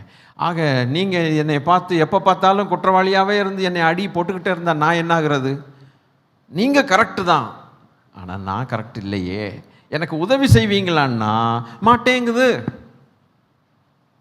அப்போ நியாயப்பிரமாணத்தினால நான் ஒரு நாள் நீதிமானாக்கப்பட முடியாது. புரியலையா?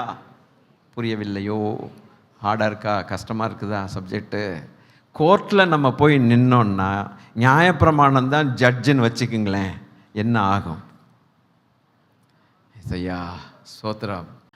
கோர்ட்டில் போனீங்கன்னா நியாயப்பிரமாணம் லா அது நம்முடைய ஜட்ஜாக இருந்ததுன்னா நம்ம நிலைமை என்ன ஆகிருக்கும்? ஒன்றும் வாயை திறக்க முடியாது. நம்ம செய்யக்கூடாததை செய்வோம், செய்ய வேண்டியதை செய்ய மாட்டோம். இந்த லா எதுக்கெடுத்தாலும் மண்டையில் கொட்டிகிட்டே இருக்கும். அப்போ நான் நீதிமானாக்கப்படுவ முடியவில்லை. அப்படி ஒரு மனுஷன் லா படி, அதாவது நியாயப்பிரமாணத்தின்படி கம்ப்ளீட்டாக கரெக்டாக இருந்தான்னா அப்போ தான் இந்த நியாயப்பிரமாணம் அவனை விட்டுரும். புரியுதா? இந்த நியாயப்பிரமாணம் எதிர்பார்க்கிற 10 கட்டளைகளில் 10லையும் கரெக்டாக இருக்கணும். அந்த 10ல் 1 தப்பாக இருந்தாலும் அது ஒத்துக்காது. அப்போ ஒரு மனுஷன் 10லையும் 10க்கு 10 100க்கு 100 எடுத்துகிட்டு வந்து அங்கே நின்னான்னா அப்போ தான் இந்த நியாயப்பிரமாணம் அப்பாடா ஆளை விடும். எவ்வளோ நாளைக்கு அப்படி இருப்பான்? 5 நிமிஷம் கழித்து மறுபடியும் ஏதாவது ஒன்றில் தப்புன்ட்டான்னா திருப்பி இது என்ன பண்ணும்? அடிக்க ஆரம்பிக்கும். எப்பா 10க்கு 10 ஒரு முறையாவது வந்தானேன்னு ஒரு இறக்கம் கிடைக்குமா? கிடைக்காது. அதுதான் உபாதிக்கிற எனக்கு ஒரு வாத்தியாரை போல இருக்குதுங்கிறான். இதுலேருந்து நான் எப்படி வெளியில் வருவேன்? இந்த நியாயப்பிரமாணத்தின்படி வாழ்கிறவங்க தங்களால் முழுசாக வாழ முடியாது என்கிற சத்தியத்தை அறிந்தாலும் அவனுக்கு ஒரு பெருமை இருக்குது. என்னன்னு கேட்டால், நாங்கள் நியாயப்பிரமாணத்தின்படி பிள்ளைகள், நாங்கள் ஆபிரகாமின் பிள்ளைகள். நீ சொல்கிறது கரெக்டு தான்டா, நீ சொல்கிறது கரெக்டு தான், நீ கிளைம் பண்ணுறது கரெக்டு தான். அந்த நியாயப்பிரமாணத்தின்படி முழுசாக உன்னால் வாழ முடியுதா அப்படின்னு கேட்டால் அவன் சொல்லுவான், முடியல. விபசாரத்தில் கையும் களவுமாக பிடிக்கப்பட்டால் என்று சொல்றது ரொம்ப லேசான காரியம். கொண்டு வந்து அந்த அம்மாவை நிறுத்துறது, கல்லோட நிறுத்துறது லேசான காரியம். இந்த விஷயத்தில் எல்லாரும் ஒன்று கூடிட்டானுங்க. என்னோட இருக்கிறீங்களா? இந்த குற்றம் கண்டுபிடிக்கிற விஷயத்தில் எல்லாம் ஒன்றாயிட்டாங்க. அவன் கல்லையே பார்க்காதவெல்லாம், கல்லையே பொறுக்காதவெல்லாம் பெரிய பெரிய கல்லாக கொண்டு வர்றான். எப்படியாவது அடித்து சாத்திடலாமான்ட்டு. நீ கொண்டு வரும்போது கொஞ்சம் யோசிச்சியா நீ எப்படின்னு? யோசிக்காமல் எடுத்துகிட்டு வரான். அங்கே தான் கர்த்தர் பிடிச்சோன்னே ஒன்றுமே பண்ண முடியல. நியாயப்பிரமாணத்தின்படி அந்த மகள் கல்லெறிஞ்சு கொல்லப்பட வேண்டியதுதான். அது இரக்கம் காட்டவே காட்டாது. அது எப்போ இரக்கம் காட்டும்னா, தன்னுடைய பிரமாணத்தின்படி 100க்கு 100 ஒரு மனுஷன் கீழ்ப்படிந்தால் அப்போ கூட இரக்கம் இல்லாமல் சும்மா விட்டுவிடும். ஆனால் நியாயத்தீர்ப்புக்கு முன்பாக இரக்கம், அந்த வசனத்தை சொல்லுங்களேன் சூப்பரா. அப்படி நியாயத்தீர்ப்புக்கு முன்பாக இரக்கம் மேன்மை பாராட்டுமா? இவ்வளவு ஒரு தன்னாலே தன்னை ரட்சித்து கொள்ள முடியாத ஒரு பலவீனனாய் இருக்கிற மனுஷன் நியாயப்பிரமாணத்தின்படி நடக்கிறேன் என்று சொல்லி பெருமை பாராட்டலாமோ? அவன் தன்னை மெச்சிக்கொள்ளலாமோ? முடியாதே. அதுதான் இங்கே சொல்லப்பட்டிருக்குது. எங்க அந்த 1 கொரிந்தியரில் சொல்லப்பட்டிருக்குது, மாம்சமான எவனும் தேவனுக்கு முன்பாக பெருமை பாராட்டாதபடிக்கு அப்படி செய்தார். நிறைய பேருக்கு சந்தேகம் வந்துச்சோ இல்லையோ எனக்கு தெரியாது, எனக்கு வந்துருச்சு. என்னன்னு கேட்டால், இது படிக்கும்போது, ஆண்டவரே இந்த நியாயப்பிரமாணம்னு உன்னை கொண்டு வந்து ஏன்பா வச்சிங்க? அவன் பலவீனனாக இருக்கிறான், அது அடி போடுது. அப்போ தான் புரியுது இந்த நியாயப்பிரமாணம் எவ்வளோ கடினமான ஒரு, ஆனால் கரெக்டானது. கடினமானது, கரெக்டானது.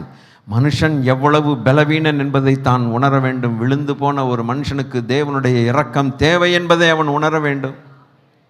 அவன் தேவனிடத்தில் மனம் திரும்ப வேண்டும். தன்னை பாவி என்று ஒத்துக்கொண்டு கர்த்தருடைய சகாயத்தை தேட வேண்டும். அவரிடத்தில் திரளான மன்னிப்பு உண்டு என்பதை அவன் அறிய வேண்டும். அவன் தன்னை தாழ்த்த வேண்டும். அவன் செய்ததான குற்றத்துக்கு அவன் துக்கப்பட வேண்டும்.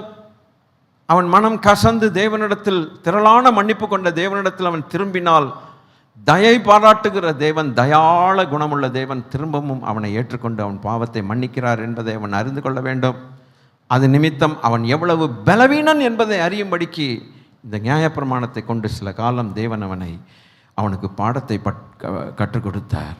அதனால் ஒரு மனுஷனும் தேவனுக்கு முன்பாக மேன்மை பாராட்டாதபடிக்கு. அப்போ அடுத்த வசனத்தில், 30வது வசனத்தில் சேர்ந்து வாசிக்கலாமே. அந்தபடி நீங்கள் அவராலே, கொஞ்சம் நிறுத்தினா இப்போ நீங்கள் இந்த ப்ரெசன்ட் கான்டெஸ்ட்டில் நீங்களே பேச ஆரம்பிச்சிருவீங்க. நீங்கள் இன்னொரு முறை வாசிங்களேன், உங்களுக்கு ஏதாவது ஒரு லைட் எரியும் பாருங்க. அந்தபடி நீங்கள் அவராலே, கிறிஸ்து இயேசுவுக்கு. அப்படின்னா என்ன அர்த்தம் தமிழில்? உள்ள. ஹல்லேலூயா. கிறிஸ்துவுக்கு உள்ள. அதனால தான் பவுல் சொல்கிறான், நான் அவருக்குள் இருக்கும்படிக்கு. ஆமென். நார்மலாக இந்த ரோமரு, எபிரேயரு, சகரியா, வெளிப்படுத்தின விசேஷம், இந்த மாதிரி ஐட்டங்கள்லாம் நம்ம ஜனங்கள் அல்வா தொடுறதில்லை. ஏன்னா இதுக்கு தலைக்கு மேலே பறக்கும் இந்த மாதிரி ஆழமான சப்ஜெக்ட்ஸு. இப்போ இதை எடுத்து நமக்கு இப்படி விளக்குனா ஒழிய கொஞ்சமாவது நமக்கு தெரியாது. அடிப்படை என்ன, ஃபண்டமெண்டல் ஃபவுண்டேஷன் இங்கே தான் இருக்குது. நான் தேவன் என்னை கிறிஸ்துவுக்குள்ளே போட்டாருங்க. நீங்கள் கொஞ்சம் உஷாராக இருந்தீங்கன்னா ஒரு காரியத்தை சொல்லுவேன். சொல்லலாமா தெரியல. ஏன் அவர் அவசரமாக போட்டார்? ஒரு தகப்பனார் ரொம்ப சிக்கு,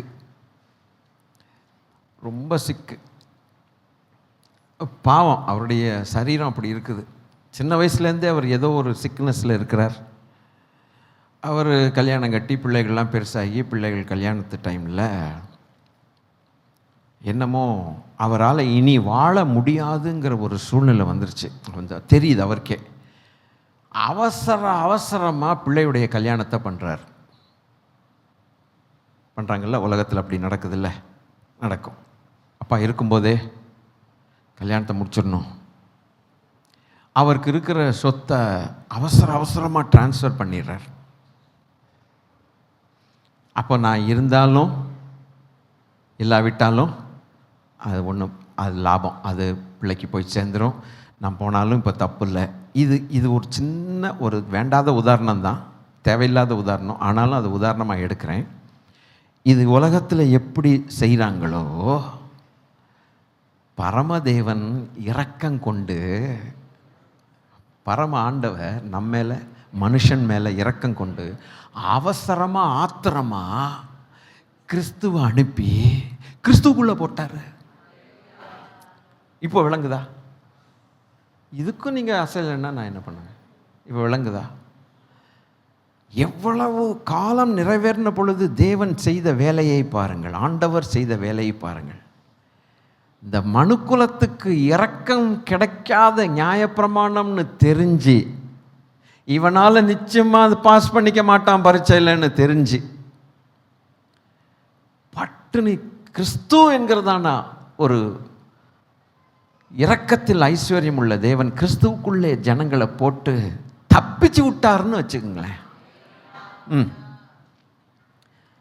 ஆகையினாலே இந்த பாக்கியத்தை பெற்ற ஜனங்கள் தேவனுடைய இரக்கத்தை பெற்றவர்கள். எமோஷனலாக நாம தேவனை மகிமைப்படுத்தவில்லை, சத்தியத்தை அறிந்து நாம தேவனை மகிமைப்படுத்துகிறோம்.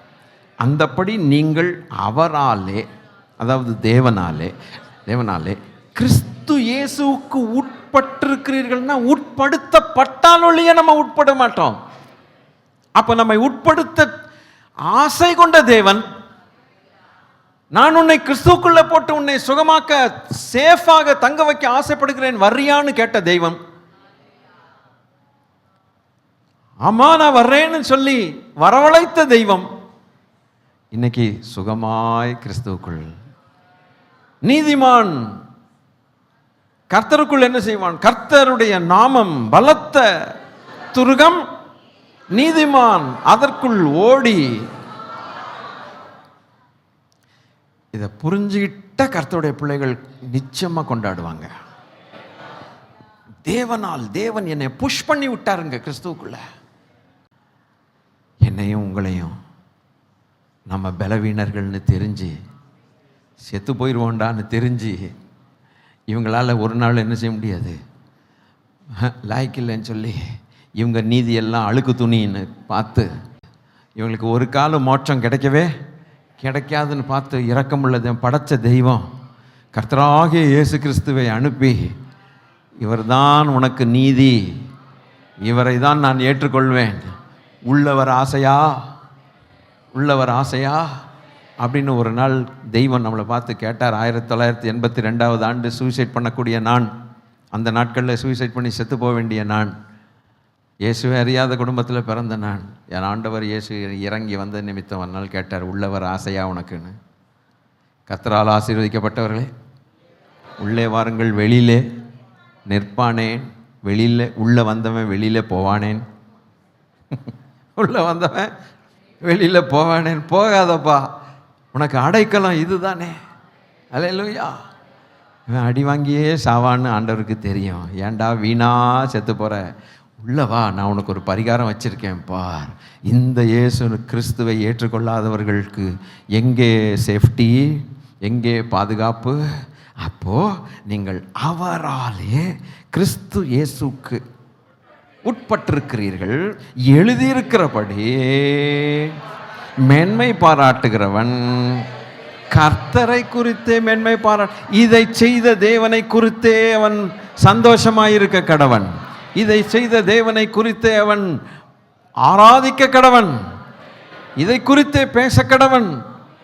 நம்மிலே ஒன்றுமே இல்லை, நமக்கு இப்படிப்பட்ட ஒரு பாதுகாப்பை தந்த தெய்வத்துக்கு ஸ்தோத்திரம், நம்மை தப்புவித்த தேவனுக்கு ஸ்தோத்திரம், நியாயப்பிரமாணத்தின் அடிகள் வாங்காதபடிக்கு நம்மை கொண்டு வந்து இரக்கத்தில் சேர்த்த தேவனுக்கு ஸ்தோத்திரம். அவர் யார் அப்படின்னு கேட்டால் அடுத்த வசனத்தில் வருது 31.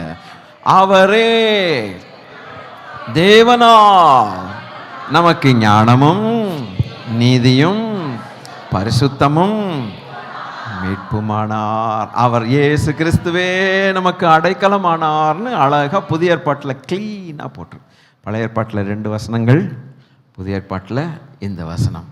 இப்போ நம்முடைய நிலைமை என்னங்கிறது நமக்கு நல்லா புரிஞ்சிருச்சா?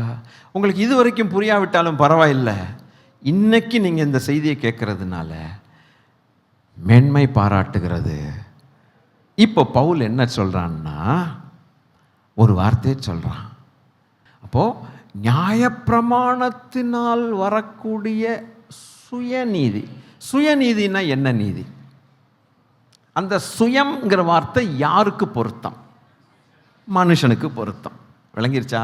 நான் கொஞ்சம் பிச்சு உங்களுக்கு கொடுக்குறேன். சுயன் அப்படிங்கிற வார்த்தை யாருக்கு பொருத்தம்? அப்போ அந்த நியாயப்பிரமாணத்தினால ஒருத்தனுக்கு என்ன வருது? மனுஷனுக்கு நீதி வருதா? அப்போ அவர் சுயநீதி வருது. அந்த சுயநீதியை குறித்து மனுஷன் என்ன செய்வான்? பெருமை பாராட்டுவான். 2 பேர் ஜெபிக்க போனாங்க, இங்கே வாங்க 18க்கு வாங்க, 18 அழகாக எழுதி இருக்குது. ஒருத்தன் என்ன சொல்கிறாங்கிறத கொஞ்சம் கவனிங்க. நான் 2 நாள் வாரத்துக்கு உபவாசம் பண்ணுறேன், அப்புறம் தசம பாகம் கொடுக்குறேன், அந்த ஆளை போல இல்லை, இந்த ஆளை போல. அவன் பேசுகிற பேச்சு பார்த்தீங்களா? பேசுகிற பேச்சை பாருங்க. அது என்ன, எதனால பேசுறான்னா, இது எதை பேசுறான்னா நியாயப்பிரமாணத்தை பேசுறான். அவன் சொல்லி பயங்கரமா அள்ளி விடுறான் பாருங்க, ஊதுறான். அப்ப ஆண்டவர் என்ன பார்த்தார்னா, நல்லா கவனிங்க, என்ன பார்த்தார்னா, இவனுடைய பெருமை பார்க்கல, அந்த பெருமைக்காக காரணத்தை பார்த்தார். நீ ஏன்டா பெருமை பாராட்டுற? நியாயப்பிரமாணத்தினால தானே பெருமை பாராட்டுற. உனக்கு பெருமை பாராட்டுறதுக்கு ஏதோ ஒன்று இருக்குல்ல. என்ன இருக்குது? நியாயப்பிரமாணம் இருக்குது. இதை வச்சு தானே பாராட்டுற. அந்த ஆயக்காரனுக்கு என்ன இருக்குது? அதாவது அந்நியன், அந்த ஆயக்காரன் புறஜாதியான், டாக்ஸ் கலெக்டர்ஸ். இவனுக்கு ஒன்றுமே இல்லை. அதனால அவன் ஒன்றுமே இல்லை, பாவின்னு ஒன்று தான் தெரியும், வேற எதுவும் எனக்கு தெரியாது சாமி, இரக்கமாக இருங்கன்னு ஒரு வார்த்தையை போட்டான். அப்போ நியாயப்பிரமாணத்தினால் வரக்கூடிய பெருமை உன்னை நீதிமானாக மாற்ற முடியாது. உன்னை தேவனுக்கு முன்பாக சுத்தவானாக உன்னை மாற்ற முடியாது. இவன் அல்ல,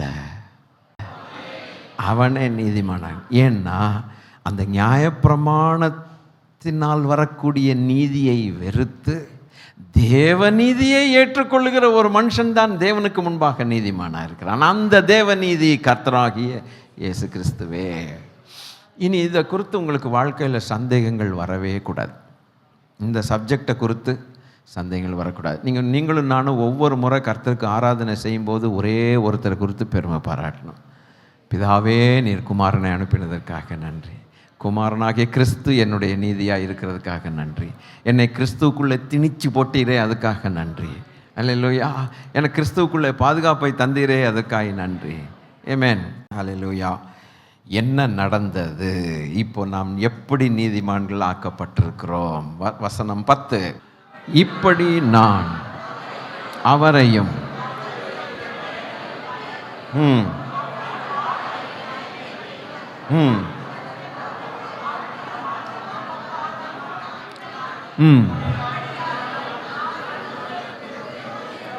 போதுங்க, போதுங்க, தேங்க்யூ.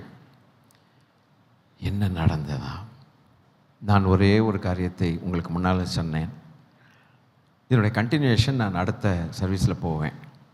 அடுத்த சர்வீஸோடு இதோட முடிஞ்சு போயிடும். நல்லா கவனிச்சுக்குங்க. பாவம் இருக்கிற வரைக்கும் நீதி அங்கே இருக்கிறதில்லை. அவன் என்ன தெரியுமா சொல்கிறான்?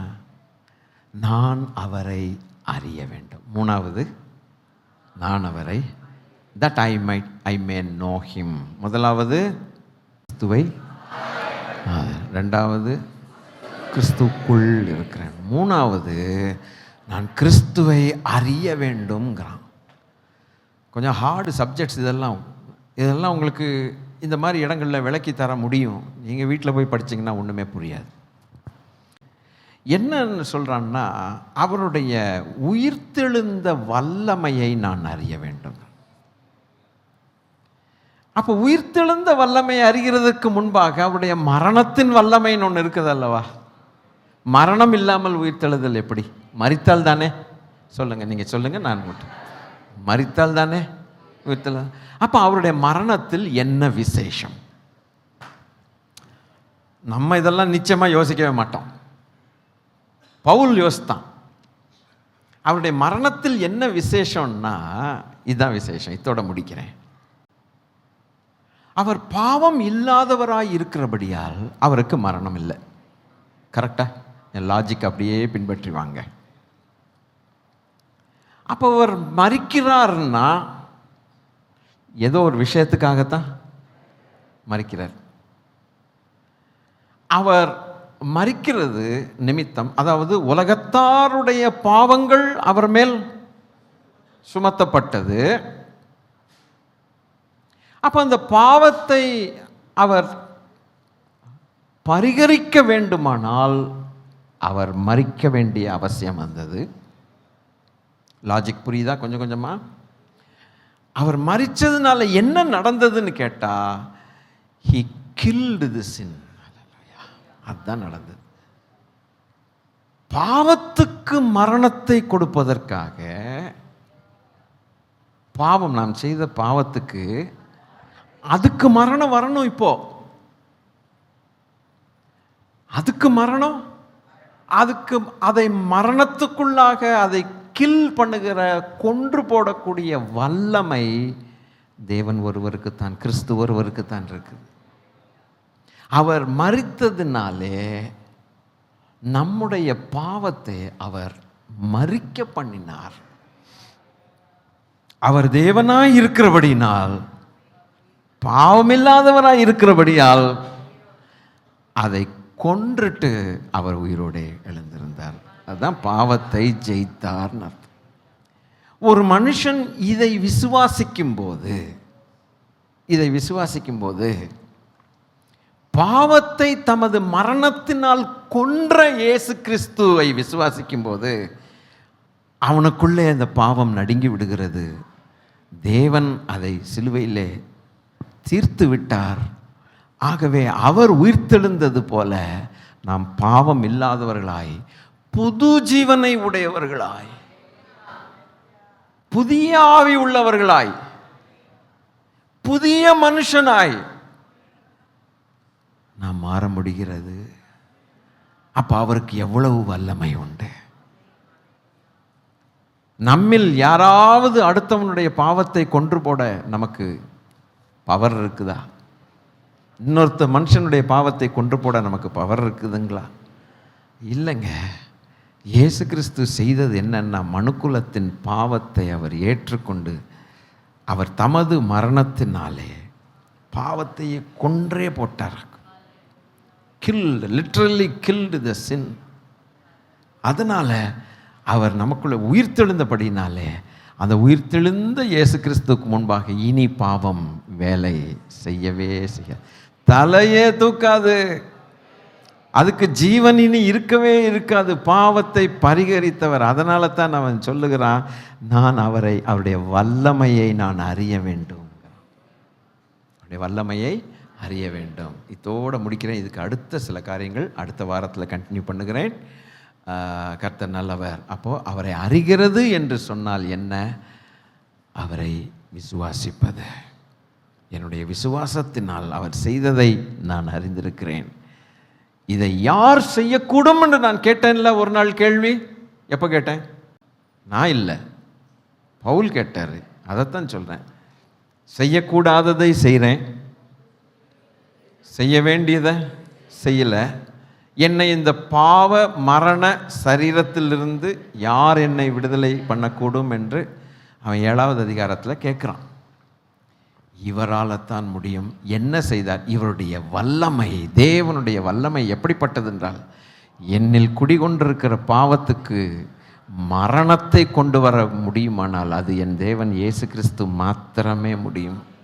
அதற்கு பிறகு அவருடைய வல்லமை நாள் உயிர்த்தெழுந்தார்.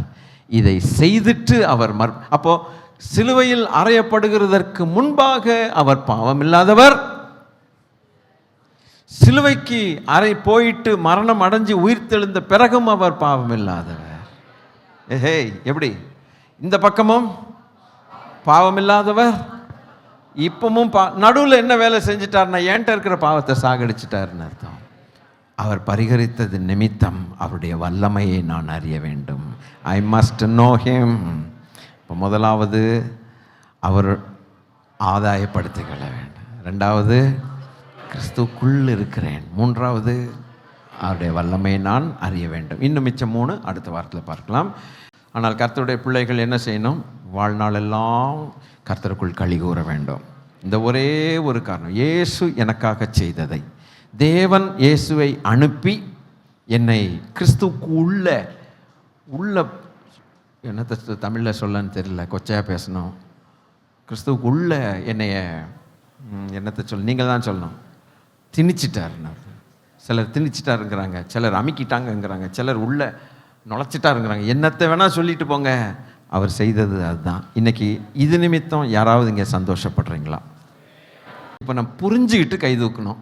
அப்படிப்பட்டவங்க தூக்குங்க. அப்படிப்பட்டவங்க தேவனை மயப்படுத்துங்க.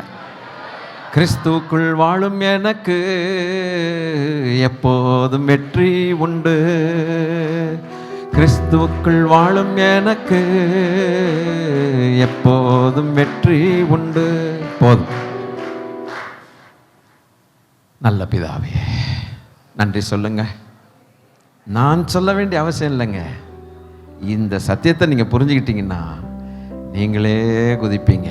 அல்லேலூயா, துள்ளி குதிப்பீங்க. அப்பா, இந்த கருணை எனக்கு கிடைச்சதா? ஐயோ தெய்வமே, பயங்கரமான பாவியாச்சே நான்.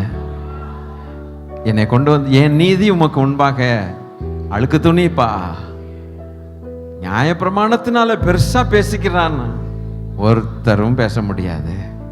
நான் இதை செஞ்சேன் தெரியுமா, நான் அதை செஞ்சேன் தெரியுமா, இத்தனை 100 பேருக்கு சோறு போட்டேன் தெரியுமா, ஏழை பிள்ளைகளுக்கு படிப்பு சொல்லி கொடுத்தேன் தெரியுமா, நான் அப்படி செய்தேன். ஏஹே, எல்லாமே அழுக்கு துணி. நீ பிழைக்கணுங்கிறதுக்காக அவசரமாக உன்னை கொண்டு போய் கிறிஸ்துவை அனுப்பி அவசரமாக உன்னோட போராடி, ஆவியானவர் போராடினார், கிறிஸ்துவுக்குள்ள திணிச்சு விட்டார்னு வச்சுக்கணும். அல்லேலூயா, திணிச்சு விட்டு உன்னுடைய பாவங்களை சாகடிச்சு, அல்லேலூயா, கிறிஸ்து வெளிப்படும் போது நீயும் வெளிப்படுவாய். பரலோக வாசியாய் இந்த பூமியிலே வாழ வைத்தாரு. ஒரு 10 பேருக்காவது துள்ளி குதிக்கிற அந்த சந்தோஷம் இருக்கணும். சும்மா அல்லேலூயா இல்லை, அந்த துள்ளி குதிக்கிற அந்த அனுபவத்துக்கு இது யார் செய்ய முடியும்? உன் நண்பன் செய்ய முடியுமா? பணம் செய்ய முடியுமா? அப்பா அம்மா செய்ய முடியுமா? ஒருத்தரும் செய்ய முடியாது. ஐயா தகப்பனே, இந்த பாக்கியம் எதுக்காக நன்றி சொல்லுகிறோம். தொடர்ந்து இந்த பாக்கியத்துக்குள்ளே பவுல் நிலைச்சிருந்தது போல நாங்கள் நிலைச்சிருக்க எங்களுக்கு சகாயம் பண்ணுங்க. எங்கள் ஆண்டவர் இயேசு கிறிஸ்துவின் நாமத்தில் கேட்கிறோம் பிதாவே, ஆமென். நம்முடைய கர்த்தராக இருக்கிற இயேசு கிறிஸ்துவானுடைய கிருபையும் பிதாவாகிய தேவனுடைய அன்பும் பரிசுத்த ஆவியானுடைய ஆளுகையும் ஐக்கியமும் நம் அனைவரோடும் கூட நம்முடைய ஆண்டவர் இயேசு கிறிஸ்து, நமது நீதியாகிய கர்த்தர் இயேசு கிறிஸ்து வருகிற வரைக்கும் இருப்பதாக. ஆமென், ஆமென், ஆமென், ஆமென்.